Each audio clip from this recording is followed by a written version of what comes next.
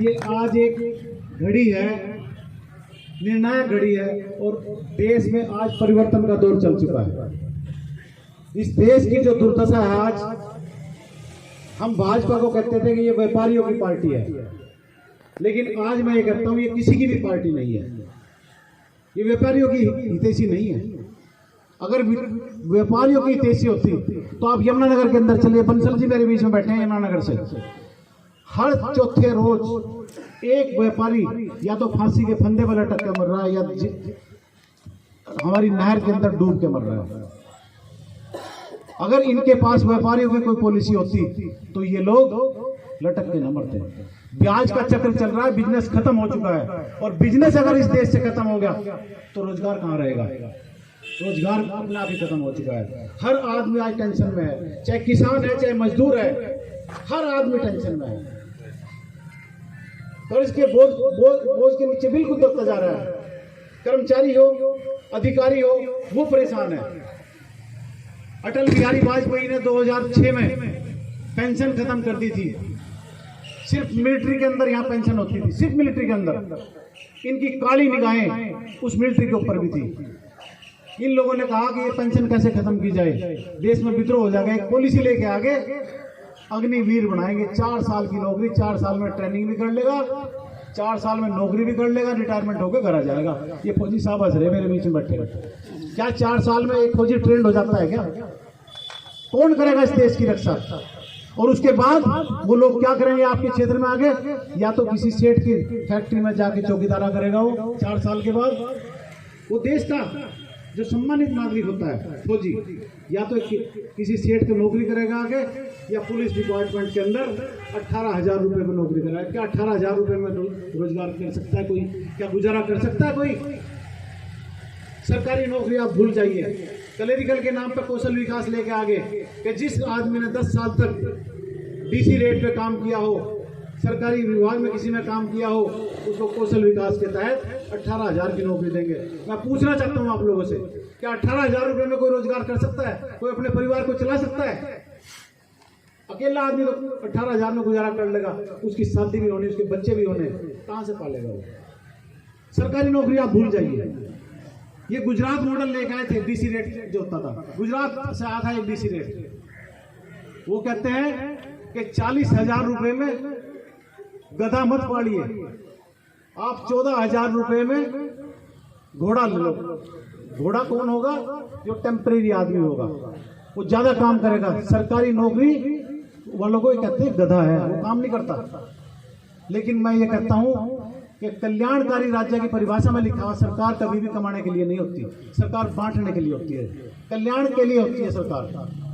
ऐसी ऐसी योजना इन लोगों की। मैं आपसे पूछना चाहता हूं, अगर आपके घर में कोई बीमार हो जाए तो आप यहां से कहां लेके जाओगे? उसको अचानक बीमार हो जाए, सिविल हॉस्पिटल जगह दी, वहां तो डॉक्टर नहीं है। बिल्डिंग खड़ी बहुत अच्छी, भव्य बिल्डिंग, नई बिल्डिंग बना दी, डॉक्टर नहीं उसके अंदर, दवाई नहीं उसके अंदर, फिर आप कहां लेके जाओगे उन लोगों को? ये डिस्पेंसरी आपके पीछे है, यहाँ पे वो हॉस्पिटल है, बहुत अच्छा हॉस्पिटल बनाया, लेकिन डॉक्टर तो नहीं है। क्या इस पूरे क्षेत्र को एक डॉक्टर चला देगा? दवा नहीं है इनके पास। आपको ऐसी सरकार चाहिए या वो सरकार चाहिए जो दिल्ली के अंदर है? जब आप यहां से लेके जाते हैं, गब्बा डॉक्टर है हमारे, बड़ा हॉस्पिटल है, प्राइवेट हॉस्पिटल बहुत बड़े बड़े हैं, और वहां पे आपको ले जाना पड़ जाए तो क्या मैं पूछना चाहता हूँ, किसी घर में 20,000 रुपये मौके पे होते हैं उस टाइम, और वहां कहते हैं प्राइवेट वाले के 50,000 जमा करा दो। कहां से लाओगे आप? उधार लोगे किसी से अपने प्यारे को बचाने के लिए। और वहां से भी जब जवाब दे दिया जाता है चंडीगढ़ का बारी, तो फिर ये कहते हैं कि डॉक्टर साहब ने मना कर दी, जाके सेवा कर लो। डॉक्टर साहब ने मना नहीं कर दी, हमारी जेब ने मना कर दी। 90% लोग ऐसे हैं जिनका इलाज हो सकता है और उनकी जान बच सकती है, लेकिन हमारी जेब में पैसे नहीं होते। दिल्ली सरकार के अंदर अगर आपके प्यारे के, आपके बेटे को, आपके पिताजी को, किसी को ऐसी बीमारी होगी, असाध्य बीमारी भी है, तो उसको 50 लाख रुपए तक का खर्च, 1 करोड़ रुपए तक का खर्च भी अगर है, दिल्ली सरकार करती है। एक वो सरकार और एक ये निकम्मी सरकार, कोई सुविधा नहीं है। आपको वो चाहिए या ये चाहिए, आप फैसला कर लीजिए। एक शिक्षा नीति की बात करता हूं मैं, ज्यादा नहीं चौधरी साहब, मैं एक शिक्षा नीति की बात करता हूं। शिक्षा के क्षेत्र के अंदर हरियाणा प्रदेश के अंदर मेरे यहाँ बुजुर्ग लोग बैठे हैं, शायद वो लोग भी सरकारी मंत्रियों की चक्कर काट काट के एडिया घिस जाती थी कि हमारे गांव में मिडिल स्कूल खोल दो, हमारे में प्राइमरी खोल दो, हमारे में यूनिवर्सिटी बनवा दो। आप लोगों ने फ्री में दान की जमीनें, आपने 10-10 रुपए इकट्ठे करके कमरे दान किए। आज ये निकम्मे लोग उन स्कूलों को बंद करने के लिए आतुर हैं। 105 स्कूल पूरे हरियाणा के अंदर बंद कर दिए गए। आम आदमी पार्टी सड़कों पे आई, अभी वो फैसला रोक दिया गया कुछ दिन के लिए। उसके बाद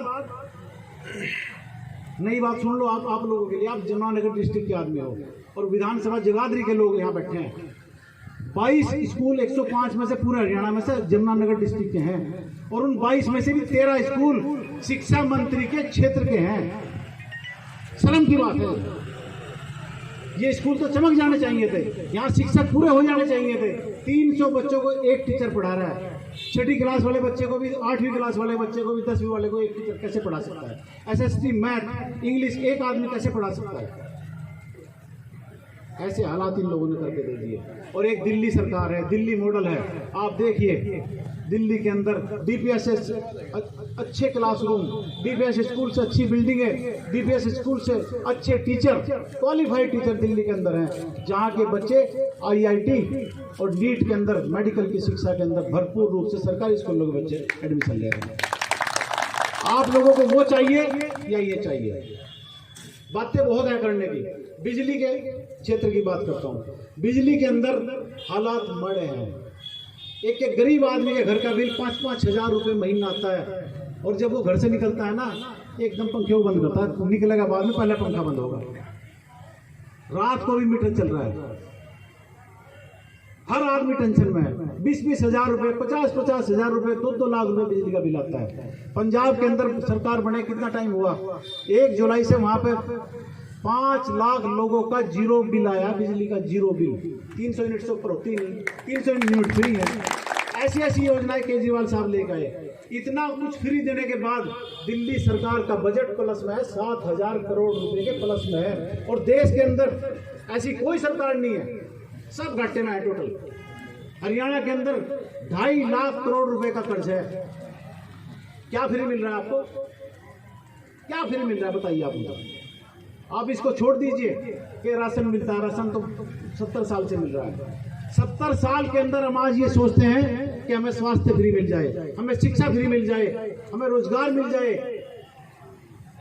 ये बदलाव आपको करना पड़ेगा। आज परिवर्तन का दौर है देश के अंदर। एक केजरीवाल साहब जैसा मसीहा इस देश के अंदर पैदा हुआ। गुजरात के अंदर की बात करता हूं। गुजरात के अंदर क्या हुआ? गुजरात में चुनाव हो रहा है, राहुल गांधी जी यात्रा कर रहे केरल में। हिमाचल के अंदर चुनाव हो रहा, राहुल गांधी जी यात्रा कर रहे कर्नाटका में। जिसके घर में लड़ाई होती है, जिसके घर में खुशी होती है, शादी होती है, घर को छोड़ के चला जाता है क्या? ये बी टीम है, बी टीम बीजेपी की। अगर आज सत्ता के अंदर मोदी जी आसीन है सेंटर के अंदर, राहुल गांधी के कारण है।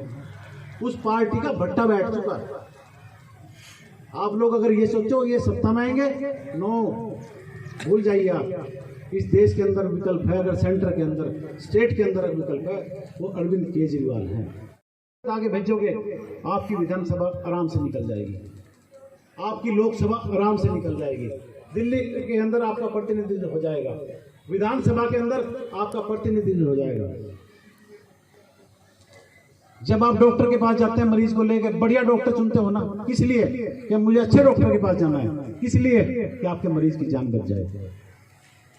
और जब आप चौधरी जगमाल सिंह दसोरा से खड़े हो जाओ साहब, एक शिक्षित अपने टाइम के एमए है, देखो बढ़िया गरीब आदमी, आपसे जुड़ा हुआ आदमी, कोई आदमी शायद ऐसा ना हो जो इनको ना जानता हो।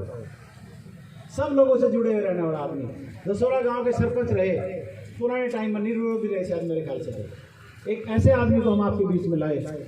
मैं तो आपको ये कहूँगा कि हमें आप आशीर्वाद दियो ना दियो, एक ऐसे इंसान को आप आशीर्वाद दो जो आपकी सेवा भी करेगा। मैं फार्म की बात करता हूँ, फार्म भर रहे थे, मैंने वकील बिठा रखे थे, सबके फार्म भर रहे थे। जगमाल जी अपना फार्म खुद भर रहे थे, मैं कहा मैं अपना भर लूँगा। एक पढ़ा लिखा आदमी। तो इसमें ये नहीं सोचना कि मुसलमान है, हिंदू है, सिख है, कोई भी है, आप आम आदमी पार्टी को चुनिए और आने वाली 30 तारीख को झाड़ू का बटन दबाकर चौधरी जगमाल सिंह को, ललित भाई हमारे 9 नंबर वार्ड के कैंडिडेट भी यहाँ हमारे बीच में आए हुए हैं, इनको भी 9 नंबर में जो भी आपके संबंध हो उस एरिया में ताजेवाला साइड में, वहाँ भी आप ललित को जिता के भेजें। यंग चेहरा है, पढ़ा लिखा चेहरा है, आपकी सेवा करेंगे। वहाँ से इनकी पत्नी आकांक्षा देवी खड़ी है, वो रिजर्व वार्ड है, लेडीज रिजर्व है। तो आप सभी ने मेरी बात सुनी, आप सभी का धन्यवाद। और मैं एक नारा लगाऊंगा, उसमें आवाज़ पहले नारों में कम थी, जोश नहीं था। अगर जोश बरकरार रहेगा 30 तक तो आप सीख जाओगे। और दसोरे गांव से एक मेरा छोटा भाई कासिम है, दसोरी गांव का रहने वाला है, वार्ड नंबर 23 है ना, 15 नंबर वार्ड है इसका, ब्लॉक समिति का। इसको आम आदमी पार्टी ने समर्थन दिया है, इसको भी अपना वार्ड वाले भी है परमप्रीत सिंह भी, हाँ बंगेड़ा साइड में जो भी दारपुर, तहारपुर, कोट, जो भी आपके संबंध जाओ, परमप्रीत सिंह को भी हमने वहाँ से कैंडिडेट बनाया है। 8 नंबर वार्ड के कैंडिडेट में हमारे बीच में आगे मैंने देखा, तो इसको भी आप अपना आशीर्वाद बनाए रखेंगे। आम आदमी पार्टी के झाड़ू के निशान का बटन आप दबाएंगे, इसका झाड़ू का बटन नहीं होगा, समर्थित उम्मीदवार होगा, क्योंकि वो लोग समितियाँ उसको नहीं जिताएंगे। आप सभी ने बात सुनी, आप सभी का बहुत बहुत धन्यवाद। और भारत माता की, भारत माता की, इनकलाब, इनकलाब, धन्यवाद सर। अपने नवाब जेलदार जी यहाँ से मेंबर थे, उन्होंने भी किसी की समस्या दूर करने के लिए कोई कसर तो नहीं रखी, लेकिन होता है कई दफ़ा सत्ता पक्ष से दूसरी तरफ होने की वजह से कई समस्याएं आती हैं। उनसे कुछ काम रह भी गए हों तो उनको ये समझ कर छोड़ना, क्योंकि इनकी सरकार नहीं थी। इस बार आप जो सदस्य यहाँ से चुनेंगे, उस समय 1-1.5 साल बाद वो सरकार में भी हिस्सेदारी होगी उनकी, उस समय आपके बुरे काम होंगे। चौधरी आदर्शपाल जी यहाँ से विधायक बनेंगे, फिर आपकी कोई समस्या, मुझे लगता है आपको कहीं उंगली उठाने का मौका मिलेगा अगली बार।